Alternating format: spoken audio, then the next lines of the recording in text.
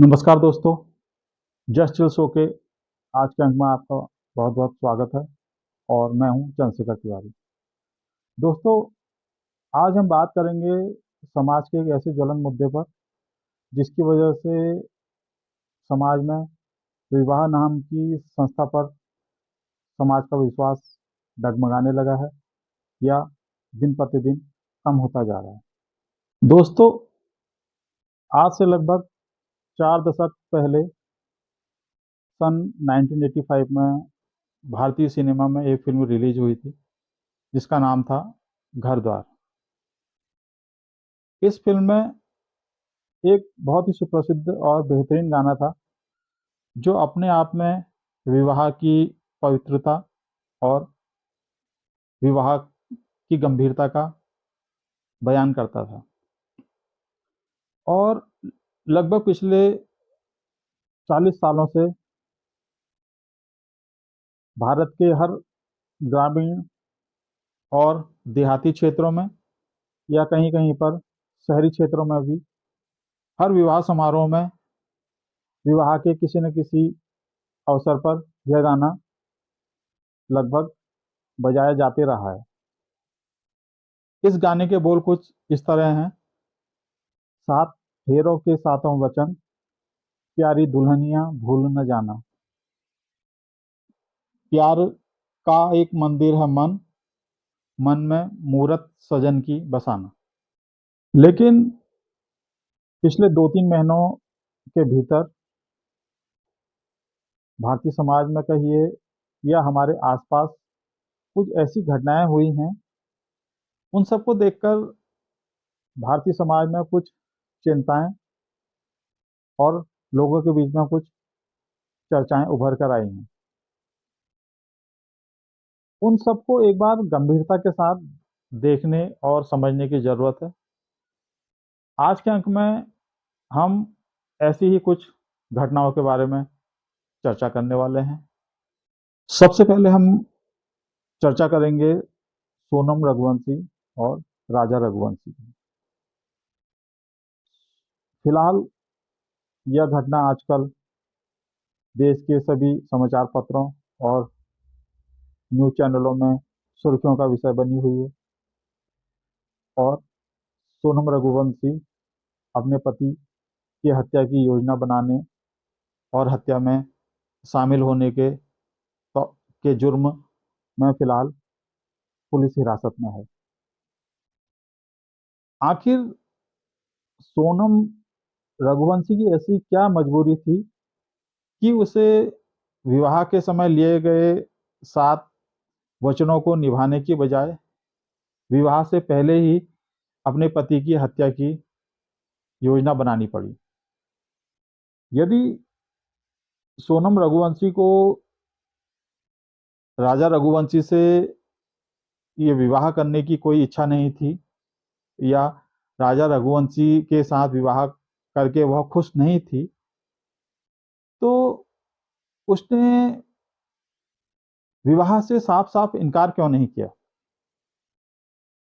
यदि वह पहले ही इस विवाह से इनकार कर देती तो ये शायद उस समय जो परेशानियां उसके सामने आती वह उन परेशानियों से काफ़ी कम होती जो उसे शादी के कुछ दिनों बाद ही अपने पति की हत्या करने के आरोप में जो बदनामी और जो परेशानियां झेलनी पड़ रही हैं।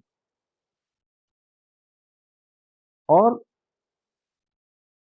उसके इस गलत कदम की मात्र शादी के 15 या 20 दिन के भीतर ही अपने पति की हत्या करने का जो उसने घृणित कार्य किया है, इसकी वजह से अब आगे जो युवा शादी करने वाले हैं या जो शादी योग्य युवा हैं, उनमें अपने जीवन साथी के प्रति एक संदेह की स्थिति भी उत्पन्न ना होती।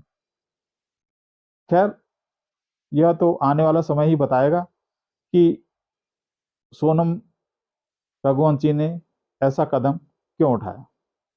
इसके बाद ठीक इसी तरह की एक घटना और सामने आई है, जिसमें औरैया की प्रगति ने दिलीप के साथ शादी सिर्फ इसी वजह से की कि पति की मृत्यु के बाद मिलने वाली जायदाद और पैसों के बल पर वह अपने पूर्व प्रेमी अनुराग के साथ आरामदायक जीवन बिता सके।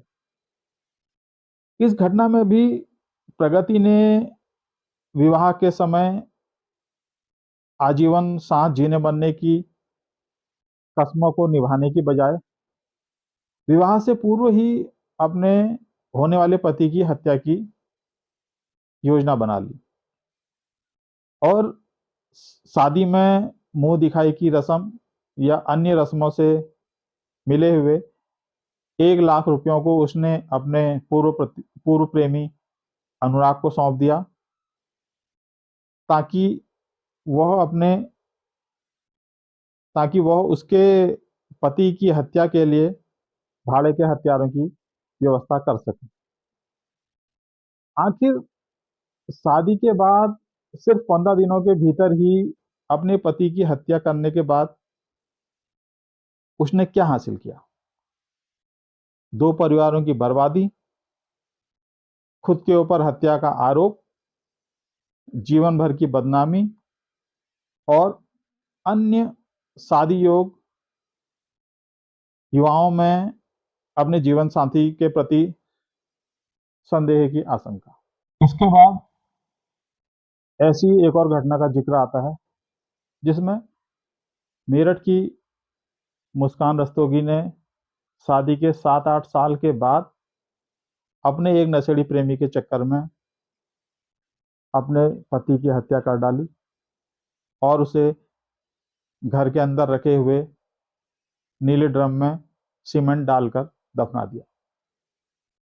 अक्सर ऐसा देखा गया है कि जब कोई कम पढ़ी लिखी और निर्धनता में पली बड़ी युवती का विवाह एक संपन्न परिवार में और किसी अच्छे व्यवसाय या कोई अच्छे नौकरी पेशा युवा के साथ होता है, तो अधिकांश लोग चकाचौंध की दुनिया को देखकर बहक जाते हैं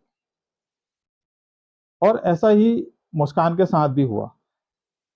उसने लंदन में कार्यरत अपने पति की हत्या कर डाली, जो उसके लिए और अपने बच्चे के लिए घर से इतनी दूर लंदन में जाकर नौकरी कर रहा था, ताकि अपने परिवार की ज़रूरत के सारे संसाधन उनको उपलब्ध करा सके। और जब वही पति अपनी पत्नी और बच्चे को सरप्राइज देने के लिए अपने बच्चे के छठे जन्मदिन पर बिना बताए घर आ जाता है, तो मुस्कान द्वारा उसी पति के टुकड़े करके उसे नीले ड्रम में पैक कर दिया जाता है। इसके बाद की एक और घटना जिसका जिक्र मैं यहाँ पर कर रहा हूँ, यह घटना पहले बताई गई घटनाओं से थोड़ा अलग है, लेकिन अंत में इसका लबोलवाब या भावार्थ वही है जैसा कि पहले बताई गई घटनाओं का। इस घटना का मुख्य पात्र है एक artificial intelligence engineer Atul Subhash, जो कि अपनी पत्नी, अपने ससुराल पक्ष के लोगों और भारतीय न्याय व्यवस्था से प्रताड़ित होकर आत्महत्या जैसा आत्मघाती कदम उठा लेता है और आत्महत्या से पहले अपने पूरे होशो हवास में वीडियो बनाकर और वीडियो को इंटरनेट पर डालकर बताता है कि किस तरह से उसकी पत्नी द्वारा तलाक के नाम पर एलुमनी के तौर पर उससे इतनी धनराशि की मांग की जा रही है, जो कि उसकी हैसियत और उसके सामर्थ्य से बाहर की बात है। और वीडियो में वह यह भी बताता है कि जिस कोर्ट में उसका तलाक का केस चल रहा है, वहां पर न्याय व्यवस्था से जुड़े न्यायिक अधिकारी भी उसकी पत्नी का ही पक्ष ले रहे हैं और अब उसे न्याय मिलने की कोई उम्मीद नहीं नजर आ रही है। बार बार नौकरी से छुट्टी लेकर कोर्ट की तारीखों पर उपस्थित होने की प्रताड़ना से त्रस्त होकर ही उसे यह आत्महत्या ये जैसा आत्मघाती कदम उठाने पर मजबूर होना पड़ रहा है। ये सभी घटनाएं जिनका मैंने यहाँ पर जिक्र किया है, इन सभी घटनाओं का निहितार्थ यही निकलता है कि भारतीय समाज में विवाह नाम की संस्थाओं से अब युवाओं के मन में डर बैठने लगा है। हर युवा आशंकित है कि वह शादी करे कि ना करे, और यदि कर भी ले तो वह अपनी शादी की पहली वर्षगांठ मना पाएगा या नहीं मना पाएगा।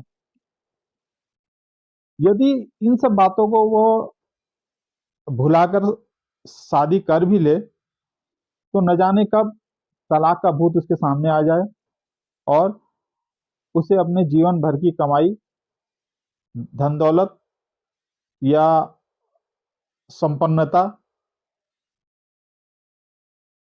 को अपनी पत्नी को एलुमनी के तौर पर बांटना पड़े। हो सकता है कि शायद वह पत्नी उसकी संपन्नता और उसकी धन दौलत को देखकर ही उससे शादी के लिए राजी हुई हो। वैवाहिक जीवन के इस दरकते रिश्तों के कारण ही भारतीय समाज में, भारतीय समाज और भारतीय युवाओं में एक चिंता की एक नई लकीर उभर आई है। आज के इस अंक में बस इतना ही। फिर मिलते हैं किसी नए मुद्दे पर अपनी राय रखने के लिए। यदि आपको हमारा यह प्रयास पसंद आ रहा है तो चैनल को लाइक, सब्सक्राइब एंड शेयर अवश्य कीजिए। और जब तक हम आपके सामने फिर हाजिर हों किसी नए अंक में, किसी नए मुद्दे को लेकर, तब तक आप लोग भी कीजिए जस्ट धन्यवाद।